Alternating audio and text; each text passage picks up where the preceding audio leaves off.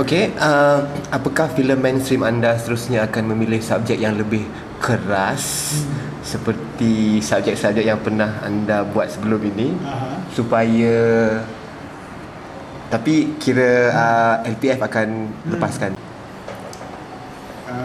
Sebenarnya LPF tu sendiri pun saya pertikaikan juga, kerana bukan saya pertikaikan LPF, biarpun saya pertikaikan juga LPF, tapi saya pertikaikan bila kata kita buat filem ni selamat, tak akan disensor.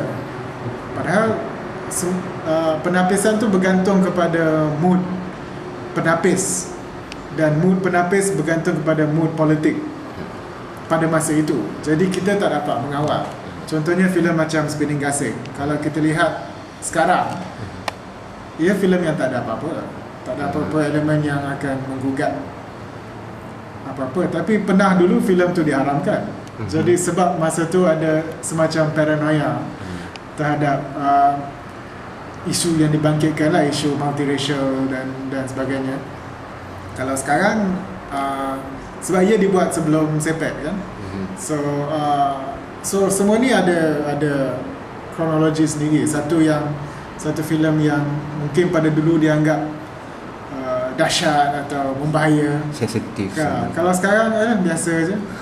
Dan sebaliknya, ada filem yang zaman P. Ramlee dulu, filem yang ada adegan judi, adegan arak yang dianggap biasa, tapi sekarang tengok sensitif.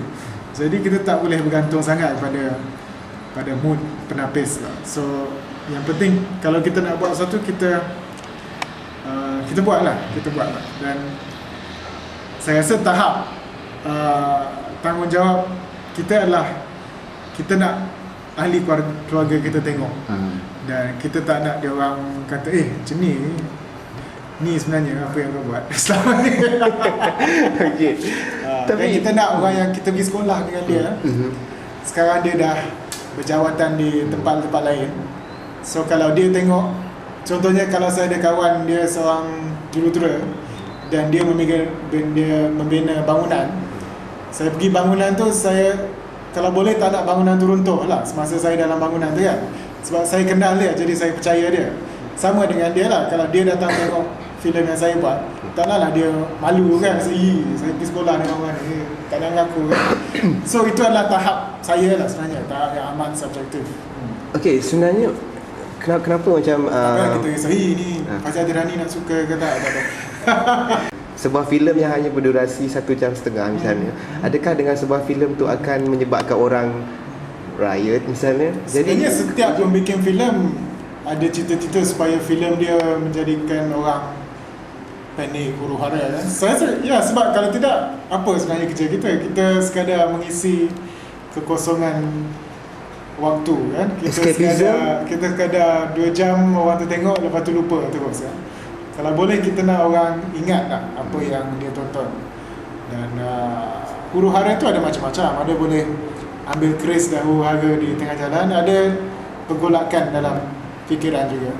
Dan kalau tak bergolak pun sekadar nak mencentik lah, ada satu yang tinggalkan kesan lah juga. Okey.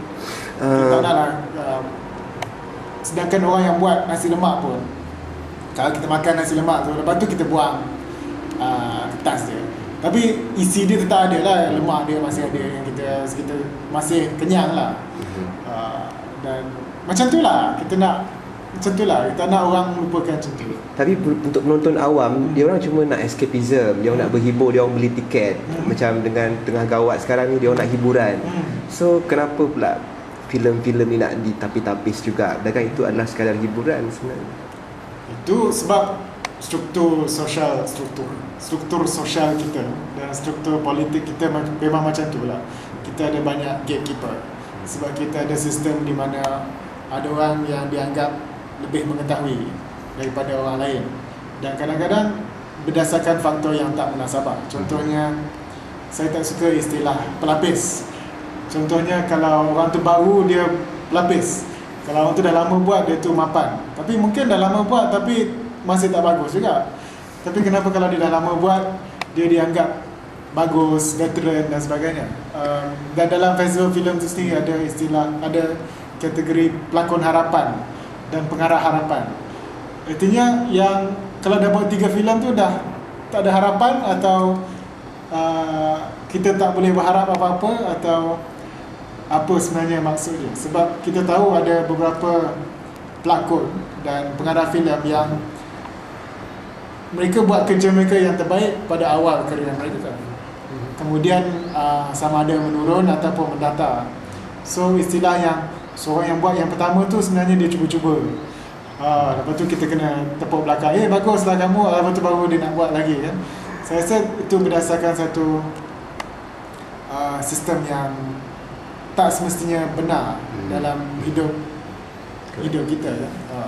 Sebab ramai orang ingat filem pertama arahan Orson Welles misalnya, itu dah famous lah, tapi filem lain juga, pengarah lain juga orang ingat yang pertama dia buat kan. Sebab dia menandakan ni dia minat dengan hal ni, dan seterusnya dia akan terus buat. Ini tak semestinya macam umur tu, usia seorang bikin tu adalah kayu ukur untuk mengatakan dia yang terbaik. Mungkin student nak suara misalnya buat satu short film, mungkin lebih matang dari segi apa yang dia persembahkan.